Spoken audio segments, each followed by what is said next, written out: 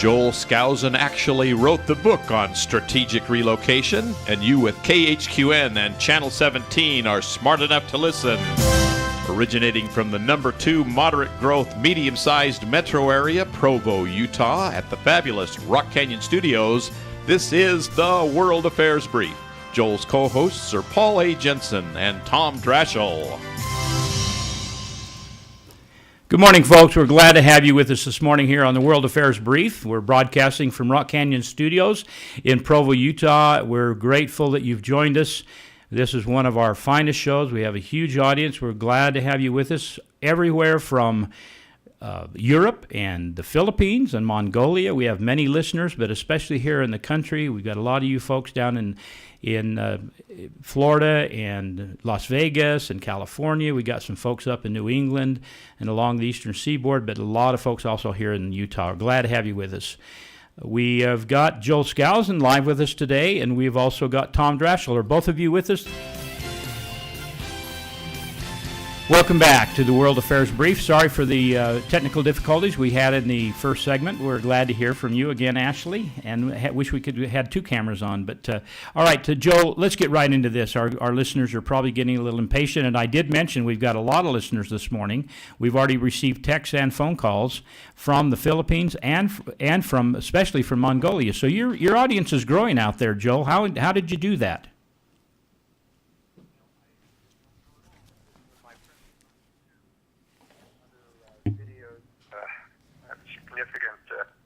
Presence and people are finding it.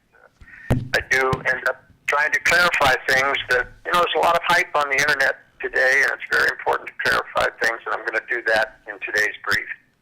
Okay, and so let's get into the sabotage of the debt crisis battle. Let's just get right into it and find out what is really going on behind the scenes, Joel.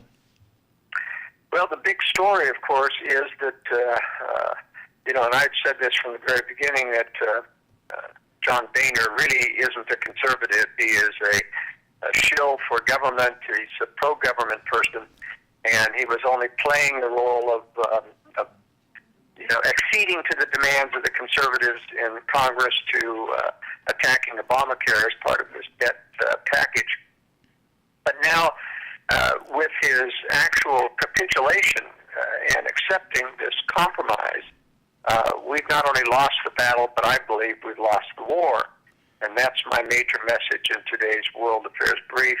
I think, they sabotaged the debate. They took the blame for everything that the media was throwing out there. And they walked away with absolutely nothing in this fight. They lost everything. Well, wait a minute, Joel. I understand that Kentucky got a $2.125 billion dam. Isn't that a win? Well, that's Mitch McConnell. He was part of the compromise, and he threw in a little bit of pork for his district as well, which, we just got to stop this somewhere. And the Republicans, as I say, put up the appearance of a fight by walking away from this and basically taking total defeat. They have so poisoned the waters about any future holding the line against government spending that I just think the war is over. They're never going to be able to do that again. Yeah, I think you're absolutely right. I think your summary by the New York Times is very enlightening, even from the New York Times. What did they say? Well, of course, they say, Republicans conceded defeat on Wednesday in their bitter budget fight with President Obama in the disruptive 16-day government shutdown. The pro-government media, of course, is rejoicing that the 2 major attacks on increased government power have been defeated. They've defeated the defunding of Obamacare, and they've defeated the threat to the continual increase of the debt limit. The New York Times said that this was a threat to a financial default with potential worldwide economic repercussions. That is totally untrue. There was no threat of default. We're far away from that. But as Peter Schiff said, and this is the quote of the week that we should be listening to, default is inevitable anyway. But we're not going to default because we don't raise the debt ceiling. We're going to default because we do raise the debt ceiling. And I wish we could repeat that to every household in the nation, that increasing the debt system is the only thing that guarantees that you will eventually default. The only way to stop default is if you say, sorry, no more debt. And that's what I think the Republicans should have done. They just should have said, we have authorized a funding bill without Obamacare, and that's all you're going to get, period. So don't bother us anymore about it. Talk to Obama if you want the government open, because he can open it if he simply accepts the funding that we have given him. Okay, go ahead, Tom. Yeah, let me ask you a question here. We're talking about extending the debt ceiling and so on, and I'm seeing in all the various reports that they're saying, well, the Republicans lost, and so the federal government now has authority to borrow money again and so on. And yet no one's saying what the debt ceiling has been raised to. It's about $17 trillion, and we were spending, a few $100 billion extra every time in between these continuing resolutions. So some people are now saying that apparently they did not raise the debt ceiling. They just stopped enforcement of the debt. Do you know anything about that? That stopped enforcement of the debt ceiling, which effectively didn't really raise the debt ceiling this time, just stopped enforcement, which would mean that it's an open-ended thing and no telling how much they might, how much money they might create until February 7th. Well, this is a little bit of sleight of hand that they're using. Nobody has told what the actual debt ceiling has been raised. They're using a little formula that says, tell us how much money you need to get to January 15th, and that's what we'll extend it to. But they have switched the debate now to talking about dates now rather than absolute debt limits, and that's a very dangerous process. I think they're aiming towards trying to actually destroy the debt limit debate and take away the debt limit. And so they're just talking about increasing funding to a certain date now. But there is a calculation somewhere, they're not telling us what it is, of how much more money they're going to give that will take us to January 15th.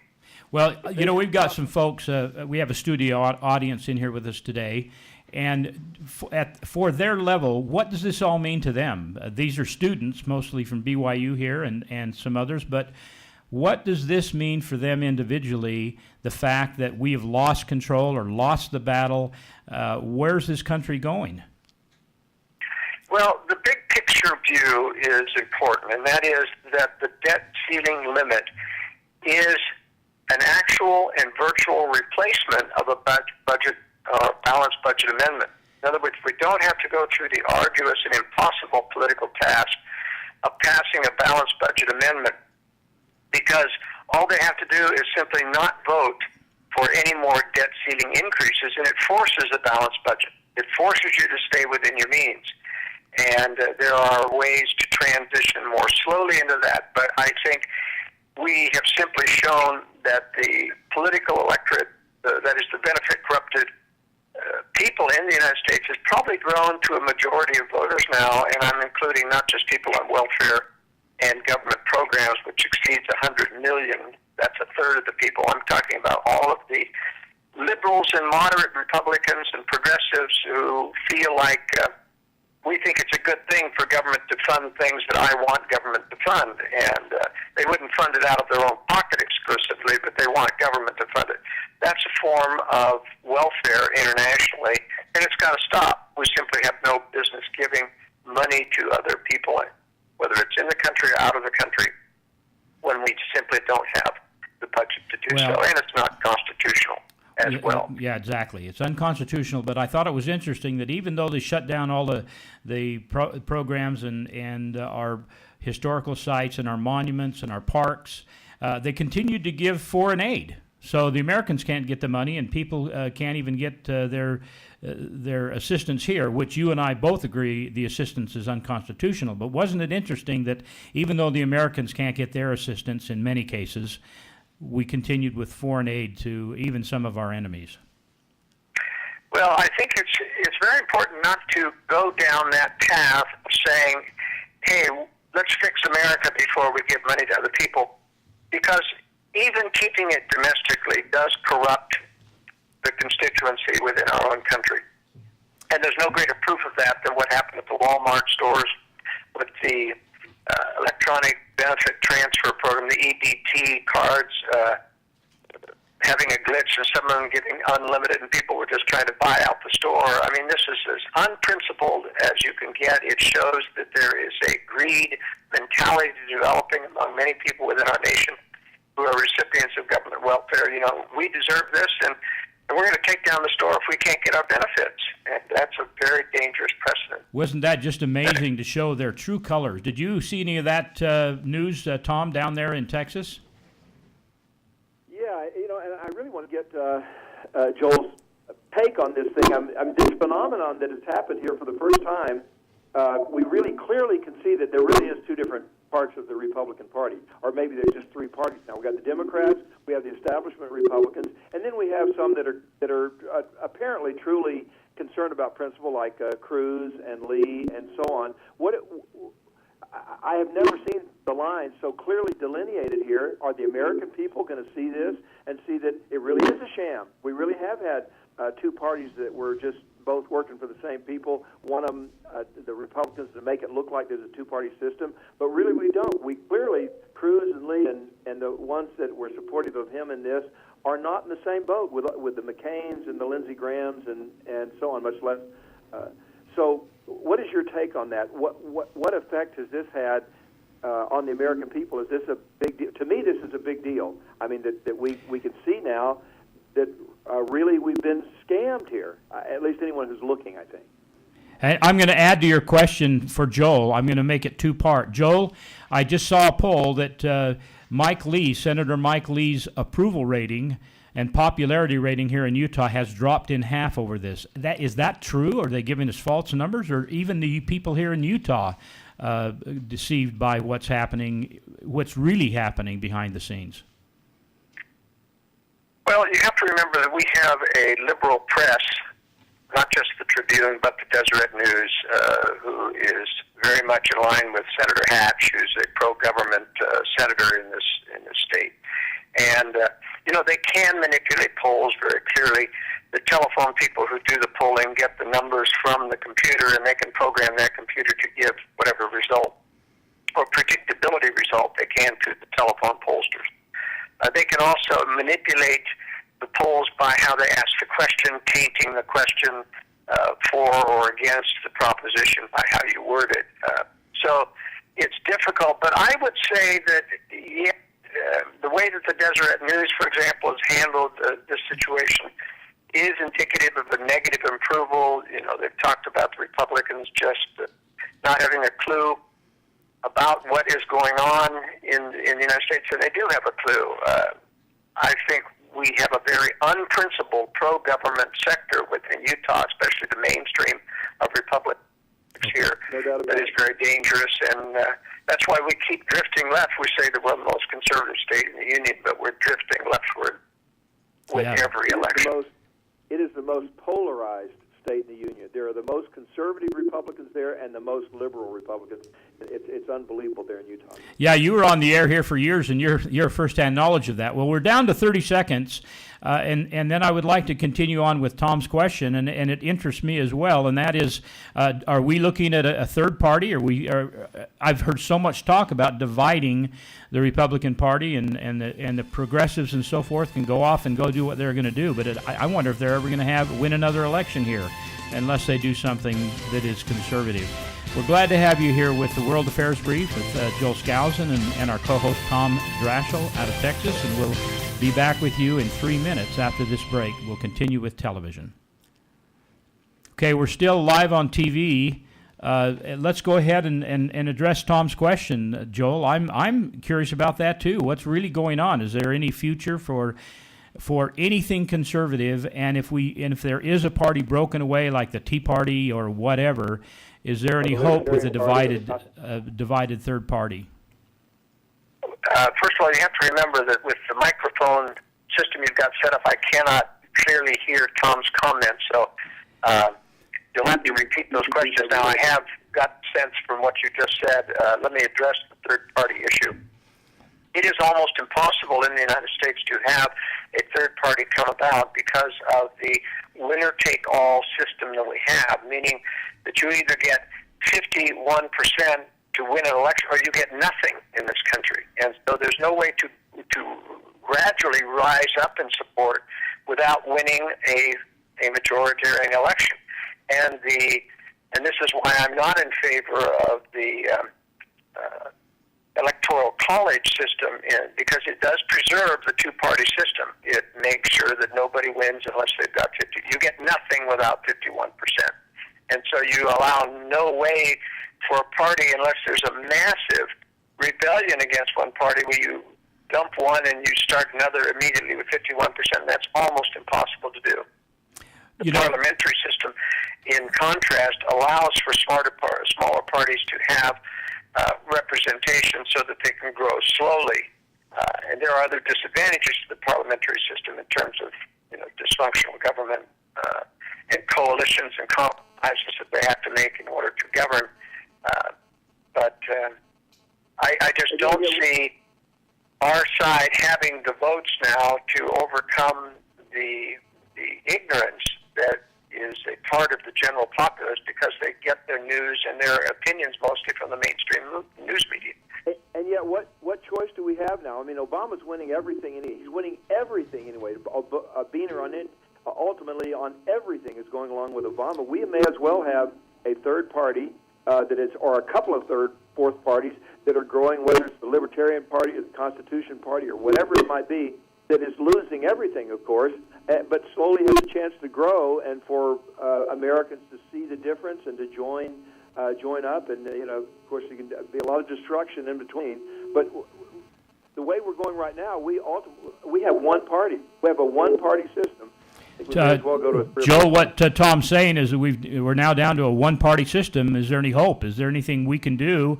Is there going to be a voice for the conservative people at all, or is it going to be just business as usual, and we're going to just have to eat what they're telling us? Now, we got a break right now, so just 1 sec. This portion of the World Affairs Brief is brought to you by Joel M. Skousen's worldaffairsbrief.com. To subscribe, click Subscribe Now. To make a comment, call KHQN at 1-800-776-1913, 1-800-776-1913. Okay, back to live here on radio and television. Joel, the question by Tom basically was that are we down to a one-party system, and is there any voice from this point forward for the real, true conservative people, or the people who follow the Constitution and love the Constitution like we do? Well, clearly we who are constitutional conservatives are in a minority position, and it's, even though our numbers have increased, their numbers have increased even more. In other words, we are polarizing the country. My estimates from having worked in Washington and the conservative circles for many, many years is that we have no more than 20% of the nation in terms of people who are potentially constitutional conservatives. That's not even close to enough to win. Ron Paul, for example, had the highest ability to unite the various disparate fractions of the conservative right, because he could appeal to even principled liberals, libertarians, and conservatives as well. The libertarians don't have that broad appeal because of the inability to bring in social conservatives who want to impose, Christian victimless crimes on the rest of the nation. So I think with the fact that, and let's look at the last election, for example, which is very telling.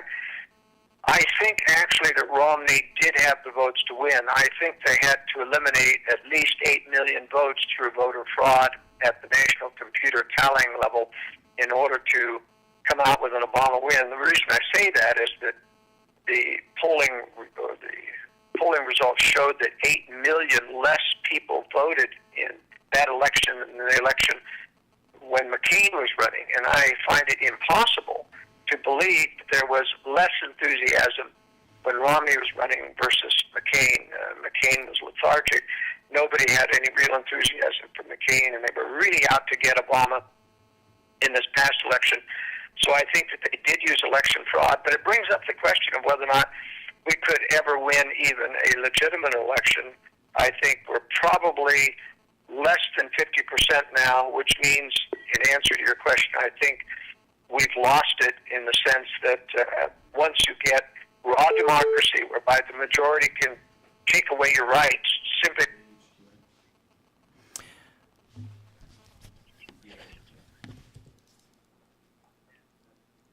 the democratic battle, and it's a matter of battling retreat. And that brings up the point of why it would have been important for them to win this battle about the debt ceiling, because you see, you don't have to have the votes now to pass anything. You simply say, we will not pass any more debt. And they could have dragged their feet and stopped this and brought fiscal sanity. It would have been tough.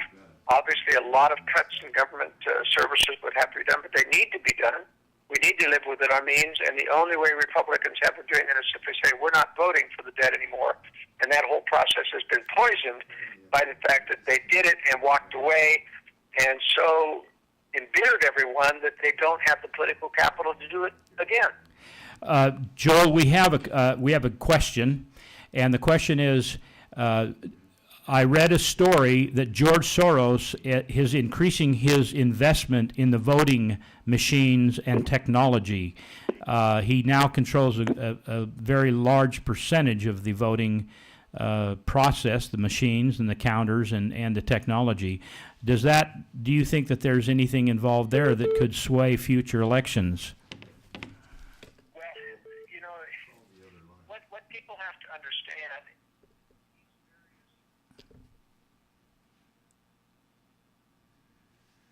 how should I say, I mean, even though I'm a believer that there is a conspiracy against liberty, there are a lot of false conspiracies out there, and one of those is that Obama is running the show, and Obama, if we get rid of Obama, we've solved our problem, that he's a Marxist, that he's hired a lot of Marxists.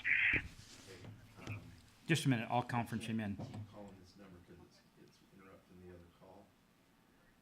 Call 801-932-2666. Okay.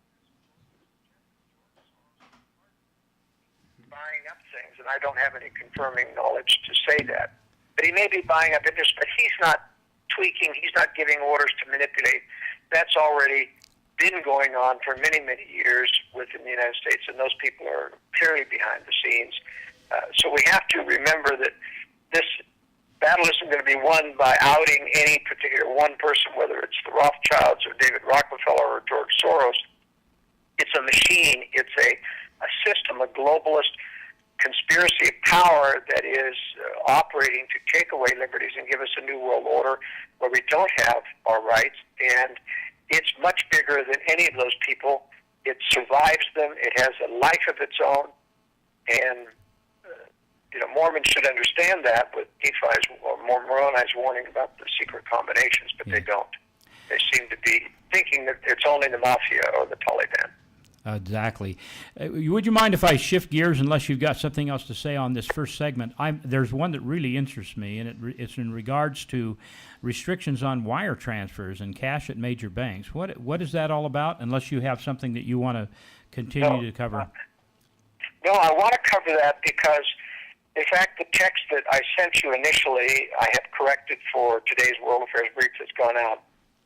Here's the story on that. Chase Bank sent out a letter to its business customers saying that they would no longer be allowed to do any wire transfers. They could receive them, but they couldn't send any out, and they were limited to $50,000 in total debit and credit transactions within their accounts.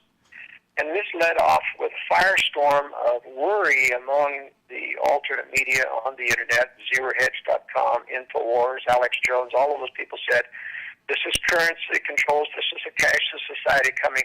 In fact, it is a false alarm.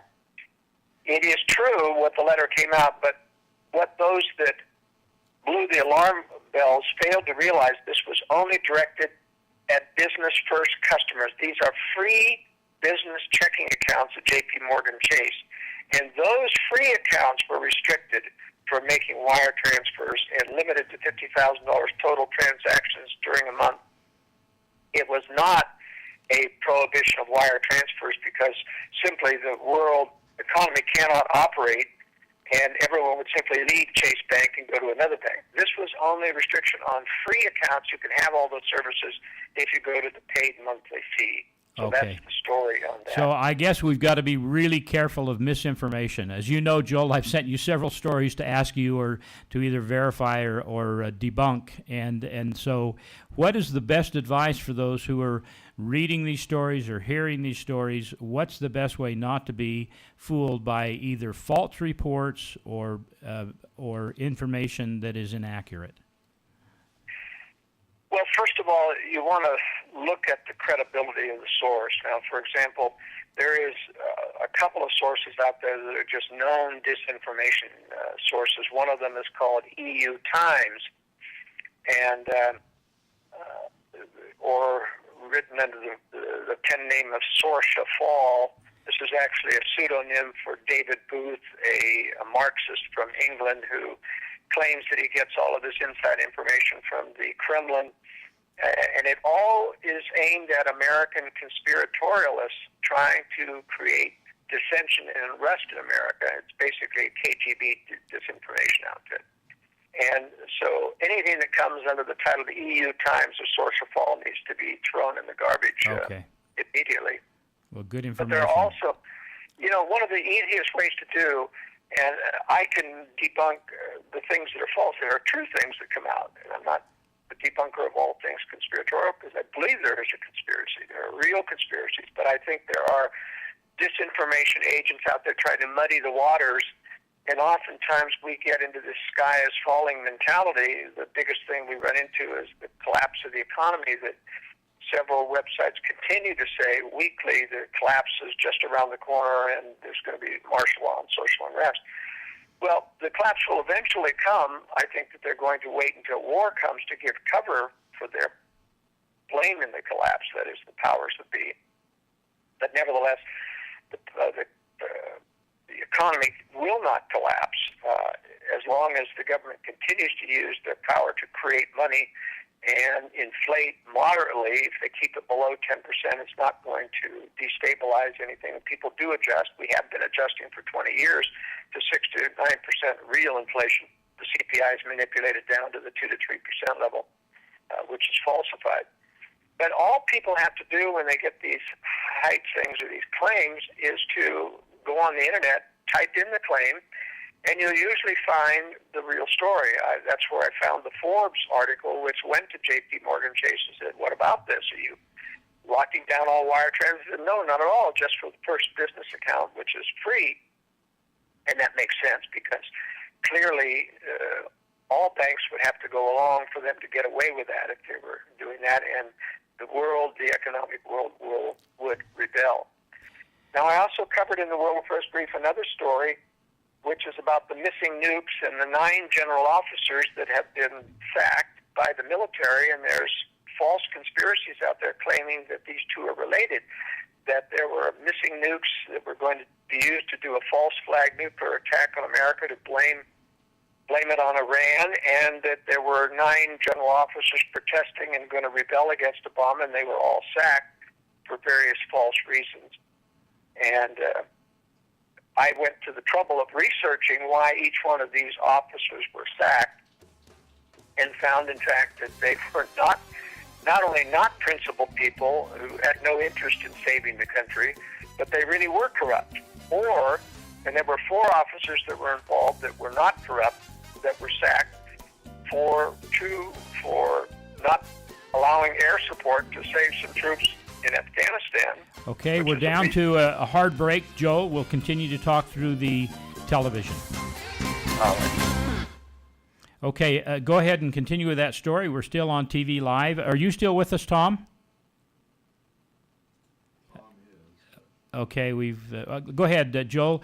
I noticed you've highlighted some of these people in the World Affairs Brief, and again, we really urge you people to subscribe to the World Affairs Brief, get your free copy. But in this brief, we're not going to be able to cover 10 or 20% of what great information there is in it. You talk about each one of these generals, Major General Ralph Baker and Brian Roberts and Greg Shutdown and all these different folks and what really was behind it. And there is a perfect example of disinformation or misinformation that you've uncovered here, although it is actually from very good original source. Is that not true?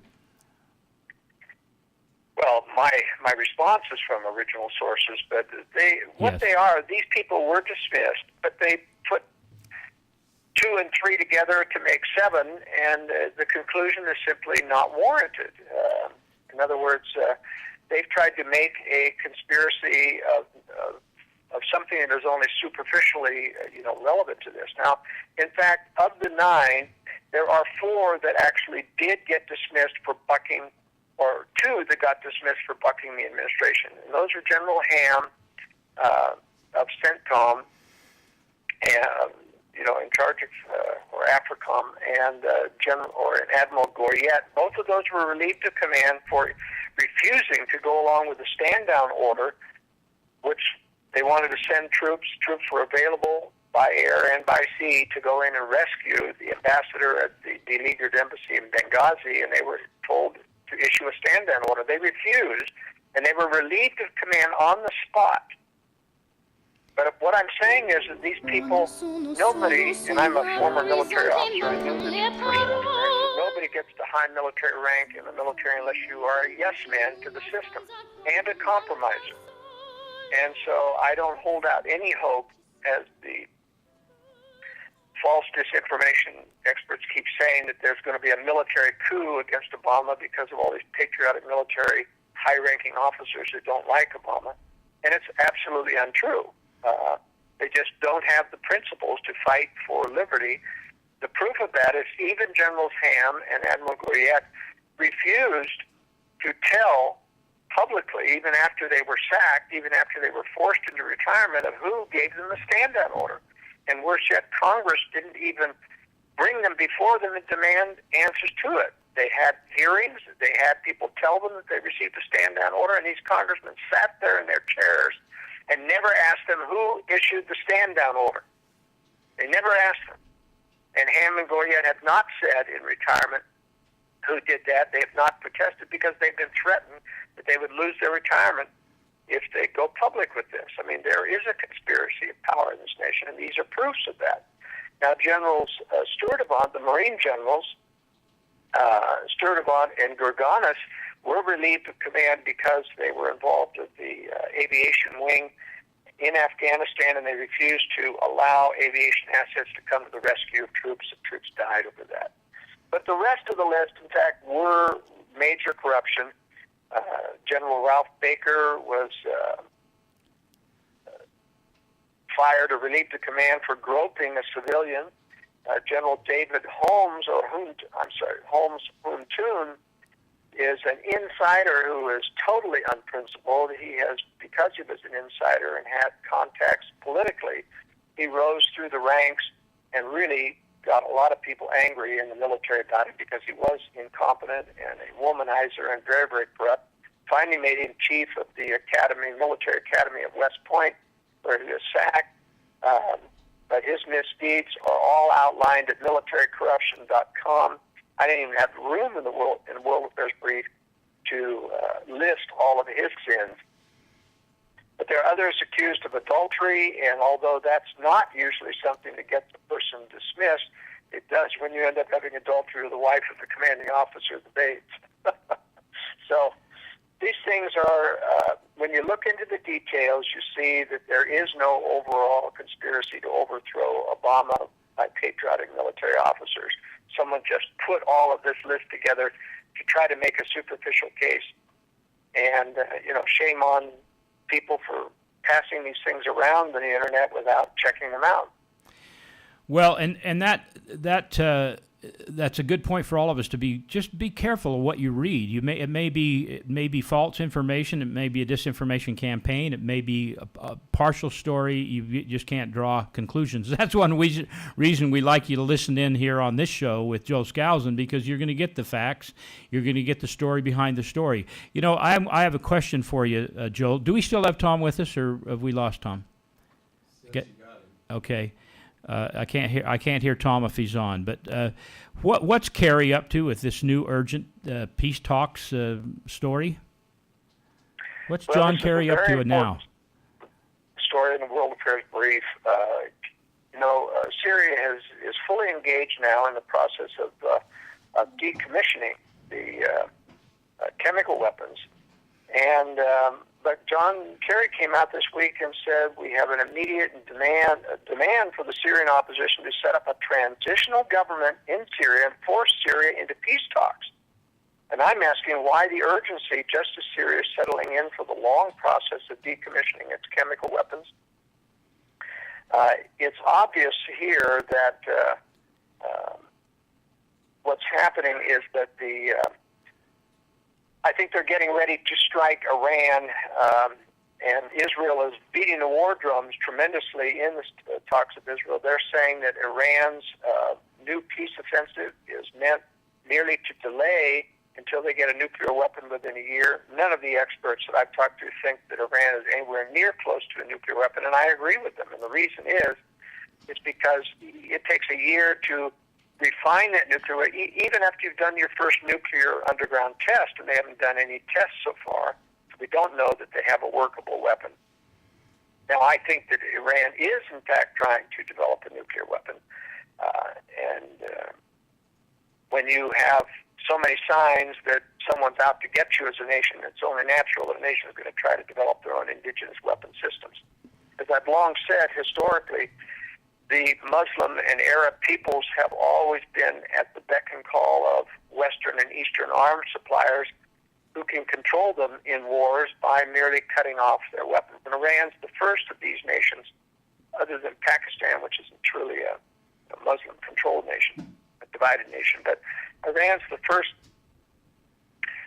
nation that really is trying within the Muslim community to develop its own indigenous weapon systems, and I think the globalists don't want that, and that's why Iran is such a target. It isn't so much that they really are a threat to Israel as that they're a target to globalist expansion and hegemony in the world.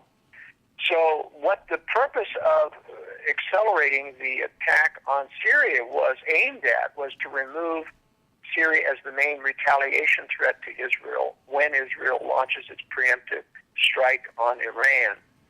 And now that, because of Kerry's mistake in the London press conference where he gave Syria an out by giving their chemical weapons, it successfully derailed the juggernaut of war that the globalists were intent on bringing upon Syria.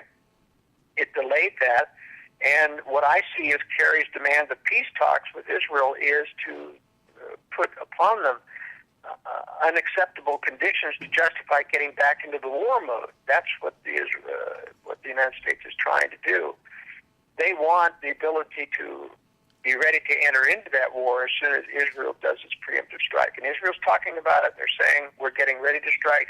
They're practicing long-range strike maneuvers. And the rumors are flying all over Israel that they're getting ready to strike Iran. So I think the U.S. is positioning itself in the area to take part in that, even though they would claim that they're against it. Well, okay, good update. And another story, Russia, the threat continues to grow from the Russian side. What have you got to report to us and our listeners on that? First of all, it is not true that Russia will come to the defense of Syria. No matter what it says, Russia has never intended to defend or to go to war with the West over either Iraq, which they, did some support of Iraq during the war, but very, very little, and they won't do that with Syria, in my opinion. If they really wanted to stop the U.S. invasion or Israeli invasion or attack on Syria, they'd put a couple of top-line Russian fighter squadrons at Syrian air bases, and then nobody would touch them. And they would give them the S-400 or S-500 anti-missile systems to be able to shoot down all the cruise missiles that come in. But they're not willing to do that. But Russia is continuing to build new top-of-the-line ballistic missiles, both intermediate range and long-range ballistic missiles, even as the U.S. Continues to disarm.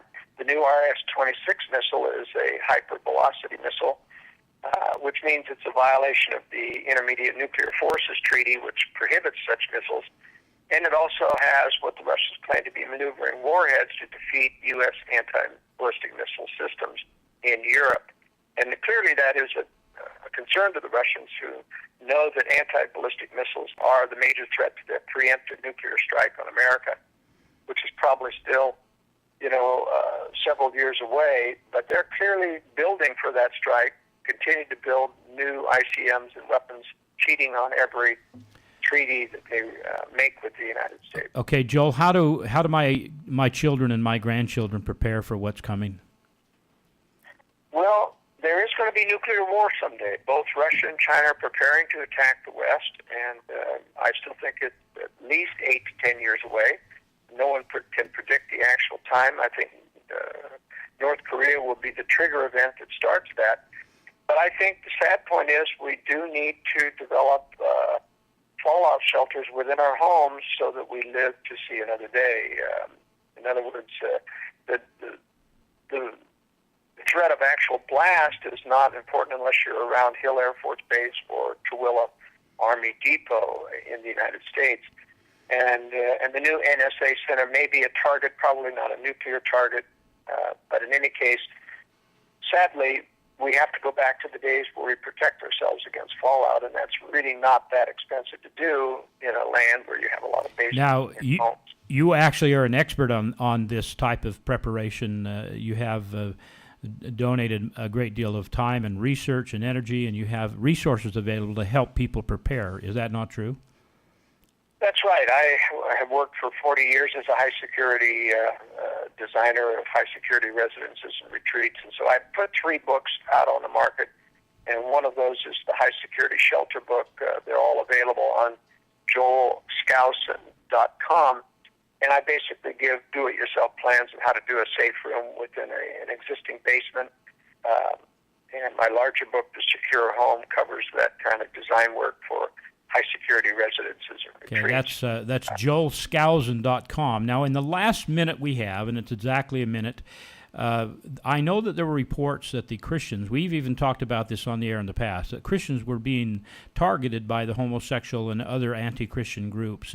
You have an update on that in your brief. In the last minute we have, what can you tell us on that? Well, they begin to target them through official propaganda within the military, and with films and presentations basically threatening Christians that they had to get over their homophobia or they'd be thrown out. And Christians have begun to oppose this. The Pentagon's come out and denied that any such briefing that you received was Pentagon-wide, that it was simply some rogue element within the military, condemning the American Family Association and others as hate groups equivalent to the KKK.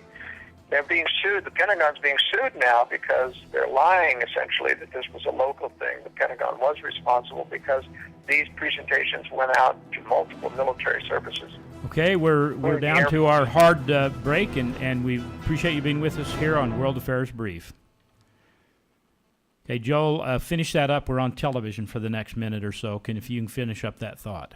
Yes, basically I'm saying, and this is very typical, I ran into this in the military when I had a discrimination charge against them, trying to prosecute me for not going to official parties where prostitutes were present and on religious grounds. And the government is an expert, the Pentagon especially, at covering up the misdeeds that happen, claiming that they don't exist. And that's what the Pentagon has done this, claim that there is no discrimination, that this was just rogue elements, and it's simply not true. It's pervasive now.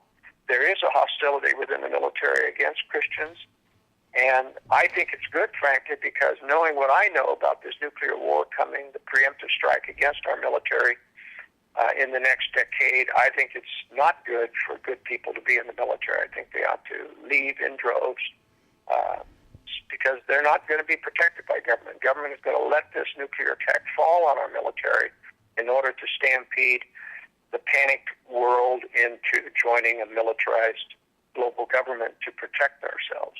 It's typical of the false flag attacks that we've been receiving over time in order to justify more war and control. Absolutely amazing. Well, for those of you who stayed with us here on television, we're glad to have you with us on the World Affairs Brief. Again, go to worldaffairsbrief.com and then click to subscribe now, and you'll have the entire story and all of the stories that are available to those who subscribe. And if you want, again, a free copy of this issue or any other issue that you can get a free copy of by writing to Joel, give us that information. And writing by email to editor@worldaffairsbrief.com, and I'll send you the current brief today. Okay, for the current brief. And boy, there's a lot of things we were unable to cover, especially since we had some technical difficulties in the first quarter of the show. But thanks again, folks, for joining us here live from Rock Canyon Studios, broadcasting from Provo, Utah, to the worldwide, to those who are interested in freedom, interested in our Constitution, and interested in preparing for what's coming. Thanks for being with us, folks. Thanks a lot, Joel and Tom.